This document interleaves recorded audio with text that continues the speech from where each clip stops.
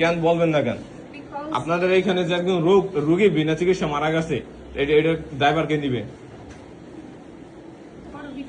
হ্যাঁ, করতেছি তো, বলেন। আপনারা এখানে যে একজন রোগী বিনা চিকিৎসা মারা গেছে, এটা কারণটা কি? আপনারা সরকার থেকে বেতন পান না?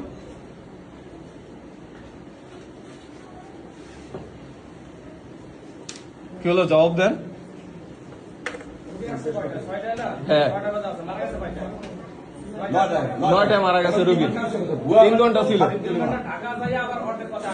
তা আপনারা 3 ঘন্টা কি ব্যবস্থা নিলেন না কি চিকিৎসা করলেন রোগীর? আপনার এখানে আসার পর বলেন ডাক্তার উপরে নার্স আনলে নার্সের আমাদের সাথে কি কথা বলবে, নার্সের সাথে কথা বলবে। নার্সের চিকিৎসা করতে বা নার্সের চিকিৎসা করার দায়িত্ব একজন রুগী আসলে, ইমার্জেন্সি রুগী। এই জন্য আপনাদের এরকম বসাইছে এখানে। আপনারা তো আগে